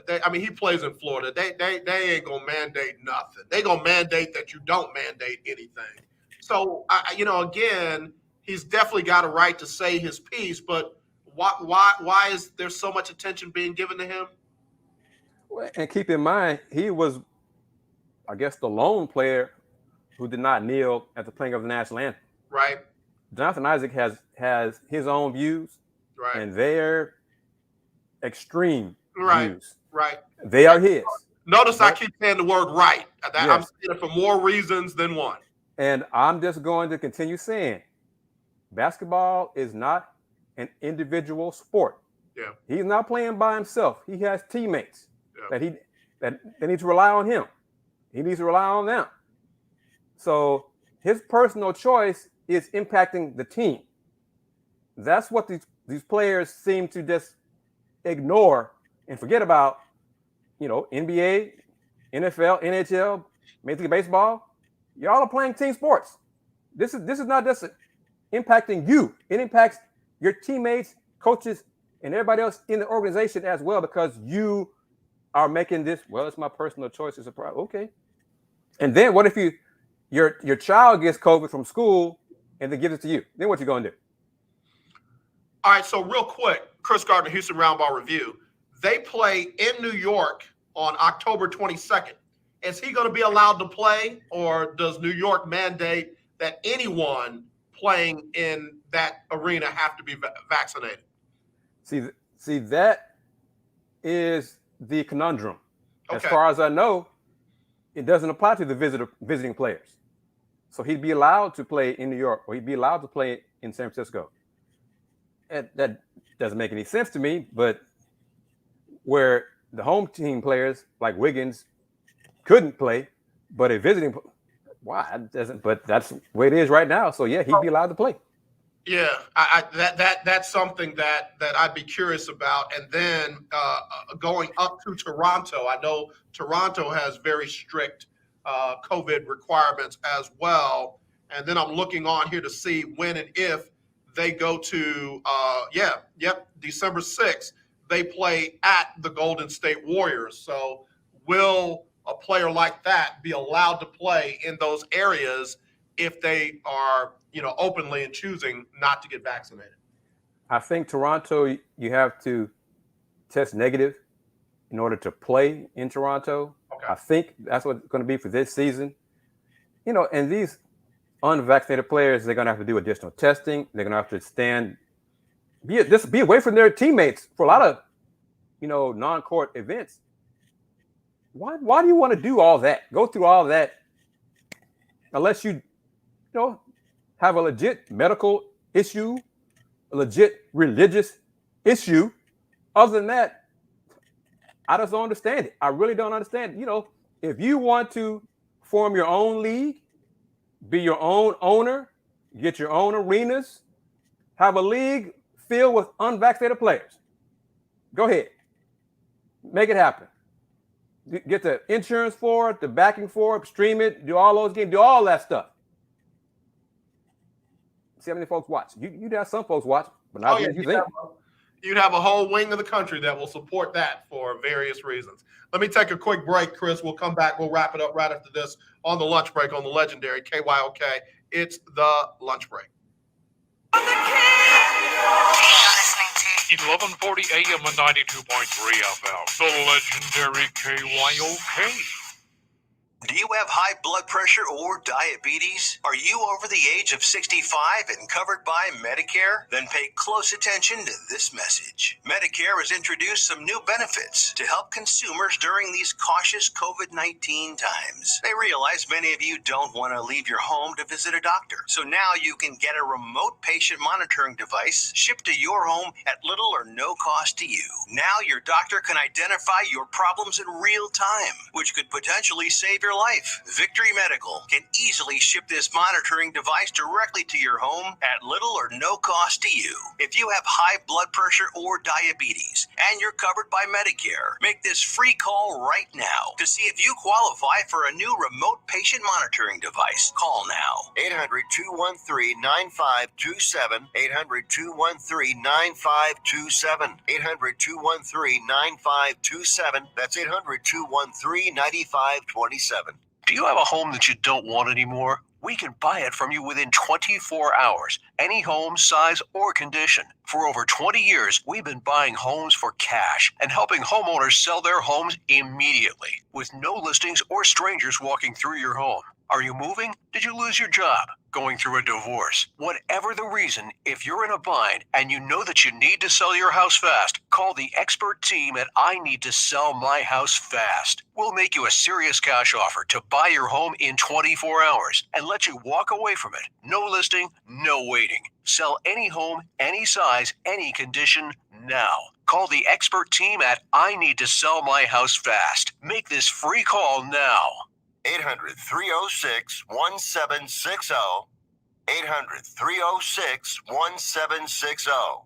800-306-1760. That's 800-306-1760. Lifted 636 pounds. And I love the clip that they sent me because it said you could tell by the hoop earrings and her approach that she was about to do work. And, bro, she had a little warm-up where she knelt down over that thing and got her mind right, and she went down and snatched that thing up and held it. 636 pounds, Kris. A sister. I need to see the clip because I that's a lot of weight. That's, man, sending it your way. I just sending it. I mean, I can imagine it, but I need to see it to see. I mean, with the bars, like it's about to bend and snap because of so many. Is it like that? Man, I mean, it was a lot of weight on both sides of that bar, and she snatched that bad boy up, locked them shoulders in, and held that thing up. I love it. Much appreciation to her, I man. love it. My goodness. Okay, I'm not gonna mess with her. She could toss me around like nothing, man. No way. Man, I'm gonna leave that alone. I ain't gonna say nothing to that. I'm not gonna say that. I ain't wrapped too tight, man. So don't mind me. Don't mind me. Yeah, that's a lot of weight. Congratulations to that sister, Tamara Walcott. Just broke the world's record, deadlifting 636 pounds. But congratulations. In what competition was it? Was it a competition? What? Yeah. Hold on. I just had somebody was trying to interrupt the show with a phone call. Let me go to this right here. The WPF something. I lost it. It left me just real quick. But anyway, are you on Instagram, Kris? Yeah, man, because sometimes you like my posts, man. Houston Roundball Review. I was looking for you. Hold on, man. Yeah. Hold on. I'm trying to find you right now so I can send this as we speak. Okay. Yeah. You got it? You know it, Houston Roundball Review. Okay. That's what I was. I put Chris Gardner in and some whole bunch of other stuff. Yeah, it was at the WRPF Women's Deadlift Championship, and she broke the record. Okay, so hold on, Houston. Wow, man, that's impressive, man. That's beyond impressive. Good for her. There you are. All right, bro. I just sent it to you. Wow. Just sent it to you. Yeah, Appreciate man. Good stuff. Man. And again, I love when we win. I love when we win. Ain't nobody else covering that. Nobody else is calling her name. I am. Agreed, and appreciate you for doing that. And now, if I may have a moment of standing on my soapbox. Okay. College basketball practice has begun this week. I have received email from Rice, men's basketball. I've received emails from U of H for men's and women's basketball. I saw you talking to the coach from the women's team, and congratulations that they're now using March Madness for the men and women. Yes. And the women. Imagine that. I haven't heard from anybody else. Oh, man. That means that includes HBU. Okay. That includes TSU. That's fair. That includes Prairie View. That's fair. Yeah. So, and all of them got my number. All of them got my email address. So, to fans or people who follow me on Twitter and YouTube, Facebook, yo, KG, man, how come you don't do this, that, and the other? Well, I go where the info to the schools that send me info. Yeah. I get info from Baylor. Yeah. I get info from Texas A&M. Yeah. The media person down there at Baylor is phenomenal. I love her. Yes. She's been in that spot forever. And she's just really sweet, and she makes sure that even if you just want to come down for a game, she makes sure you get everything you need. Yes, and that's how we like it. We appreciate that. Yeah. Ooh, my goodness. Well, that's just there. Okay, but yeah, I got it. Yeah, but and really, all joking aside, for those who get in those positions, don't make it hard for people, not just certain people, but people to cover your team. Don't make it hard. It doesn't have to be hard. Especially for those outlets that want to cover your team. Right. Yep. And will show you respect and attention and the love that I'm a Houston Roundball. Folks say, man, you spend a lot of time covering U of H. Well, first, I'm an alum. But second, they're winning. Yep. But more importantly, they send me info. Yep. So, that's where I go. When I get the info, I get info from Big 12 too. Yeah. And the American and the NTA. And now this season, because of Dr. Kenyatta Cavill and his little prodding, I get info from the SWAC again. I didn't talk to you off the air about something happening at a SWAC school, in case you haven't heard about it. Okay. So and do me a favor, tell Dr. Cavill I ain't a bad dude. Please tell him I'm not a bad dude. Yeah, you need to have him on the show, man, because I asked him. I'll work on that. Because, okay, thank you. Yeah, because his knowledge, he's the reason I got really into doing more for HBCUs because of that brother's knowledge. My man, he is the dean of HBCU sports. No question about it. And tell him I respect him as such. Tell him I got nothing but love for him. I know he and I don't agree on the transfer portal, but we got so much more that we can respect about each other. So sure, I will do that. Yeah, we got to get him on the lunch break. Sure, I'll work on that. I got two dudes that for some reason, man, they got me on block, and that's Dr. Cavill and Rob Parker, the baseball guru. Got me. I mean, I'm literally blocked on Twitter, and I don't know what I said or did to Rob Parker. Wow. I'm blocked, bro. Talk to Grove about that, man. Maybe I have. I said, tell him I'm sorry. Tell him I'm real sorry. I don't know, man, but it's just one of them things, man. Maybe he got me confused with somebody else. That's possible. That is possible, yeah. But I can't even tell him I'm not that guy. Yeah. But yeah, house, yo, Rob. Hey, this ain't pizza. This is me, Dre. Yeah, real quick. As soon as you can, when you're done, and can call me so I can let you know about what's happening. Okay. At HBCU school. All right. Listen, I got Prairie View beating Arkansas Pine Bluff in football tonight. I know you don't follow that football, but I got Prairie View as one of the top teams in the SWAC this year, basketball wise. Agreed. I'm still going with TSU number 1. I'm going Prairie View number 2. Why? Because of Johnny Jones. Because they won the SWAC tournament? No, because they got the best coach in the SWAC. That's why. Byron Smith says hello. Tell Byron Smith I said hey. Because Byron Smith, he might be the best coach in the SWAC. Tell him I said hey. I'll do that. Because he's a U of H alum, so I'll do that. So next thing I know, I'll be blocked by him. I ain't never met him a day in my life. Well, unless he's changed, Byron is not big in social media, so I'll be good. Look, hey man, we gotta go. Tell everybody where they can find you and follow you, man. Appreciate it as always having me on the show, brother. I'm Kris Gardner of the Houston Roundball Review website, as you see, thehrr.com, as well as HoustonRoundballReview.com, Houston Roundball Review on Instagram, Houston Roundball Review on YouTube, Twitter, a little bit different. Some of y'all say the THEHR Review on Twitter. As AJ touched on a little bit, got a clip from Coach Ronald Huey, U of H women's basketball coach, his comments about March Madness, the brand finally being utilized for women's basketball. It's on Twitter account.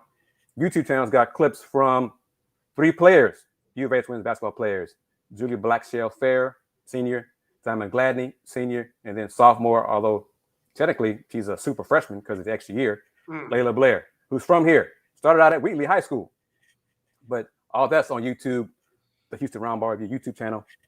Houston Roundball Review, local name, global perspective since 1994. Tune in Friday, 8 p.m. Eastern. Brother Gibson, folks talking sports. Me, Willie Gibson, and Yanez entertainment night. We'll be streaming the show as UH football is playing. So we're going to be commenting about whatever they do on football. Hopefully, well, they're 3-1. Yeah. Because they ain't playing nobody. But anyway, tune in to Folks Talking Sports on Facebook and YouTube. Kris Gardner, Houston Roundball Review, local name, global perspective. Love you, brother. We'll talk to you later. Okay, I'll call you Call soon. me, man. Yes. Love you, man. Take care.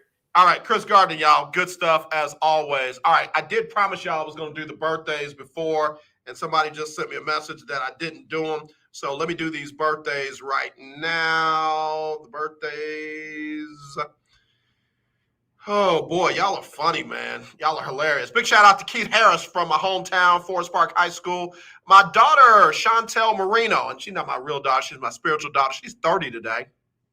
Mel Keys is 54. Mildred Fed is 56. May Whitehead celebrating the double sixes. Happy birthday to you, May Whitehead. Shauna Renee Johnson, Karen Cooper, Weldon Simon, great brother. Love him, man. Misha Brown, happy birthday, sis. Vanessa Hill is 32. Esther Crown celebrating her birthday with Dana Camooch. Rachel King, happy birthday, sis. Latasha Lachey, she's got a twin, so her and her sister celebrating birthdays with Java Demoine, Java Jamon, 37 years young. And then from the celebrity list today, who we got on the birthday list? Jamal Anderson. Y'all remember him, the Dirty Bird from the Atlanta Falcons the first time they went to the Super Bowl. And Martina Hingis. Remember, she was a tennis player. Happy birthday to her. All right, Usher, give it to her. Oh, go shorty, it's your birthday. Ooh, it's your birthday. Go shorty, it's your birthday. Today's your day. Happy birthday to you. Thank you, Usher. We appreciate you dropping the birthday song. Let me get ready to get out of the way, and we'll get Sybil Wilkes on real quick. But before I go, let me tell you this. Lions Unity Missionary Baptist Church is looking for a pastor. They're located in the historic 5th Ward district of the city. Anyone interested in applying, please send your resumes to Lions Unity Missionary Baptist Church, 3215 Lions Avenue, Houston, Texas, 77020. For more information, you can call the church at 713-227-3372. That's 713-227-3372. Lions Unity Missionary Baptist Church, looking for a pastor, all right? All right, y'all, I got to get ready to go. As always, let's not be divided. Let's be united. I love you. There's nothing you can do about it. Here's Sybil Wilkes and what you need to know on the lunch break. Y'all take care. We'll talk to you tomorrow. Hey, I got special guests going to be in studio with me tomorrow, and you're going to be surprised. I'm not going to tell you who, but just tune in tomorrow for Freestyle Friday.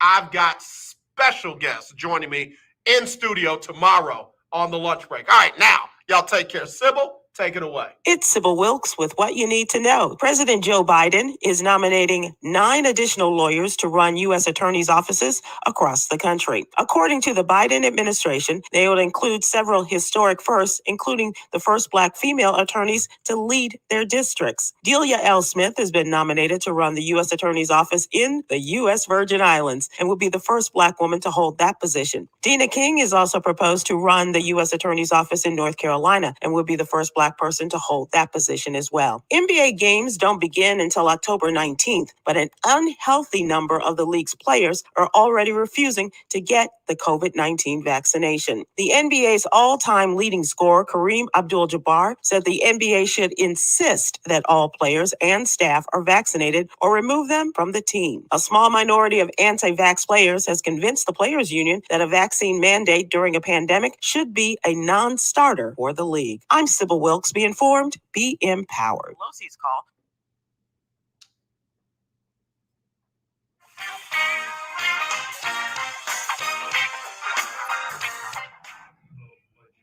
All right, y'all. Hey, listen, I got to get ready to go, but I want y'all to thank y'all for tuning in today. And I meant what I said, man.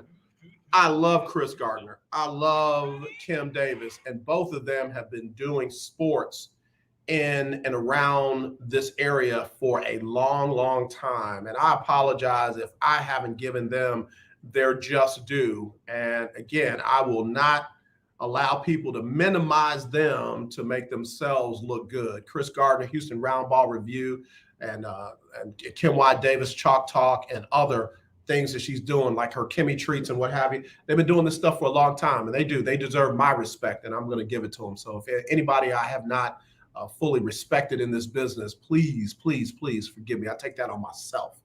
Other than that, man, for these young cats out here, do the work. Do the work. Don't just think that you can walk up today with a podcast and be on the same level as a Kris Gardner. You can walk up today with a following and a check mark and be on the same level as Kim Y. Davis. Do the work.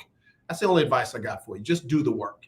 And I'm grateful. I am. I'm looking forward to celebrating 40 years in radio next year. And I'm grateful that wouldn't have happened without grace and mercy and blessings and great program directors and great general managers and great station owners and what have you. And that's why I say with my heart when I say it ain't a lot of places I would go and leave this station. I wouldn't leave ESPN. I wouldn't leave this for ESPN for nothing. And I mean it. There's no amount of money that can send me to an ESPN with the way these people love me and treat me here. So I'm grateful. And I want you to know that we appreciate you. Couldn't do it without you, wouldn't do it without you. So y'all take care. We'll see you tomorrow. I got a surprise for you on Freestyle Friday. Y'all take care.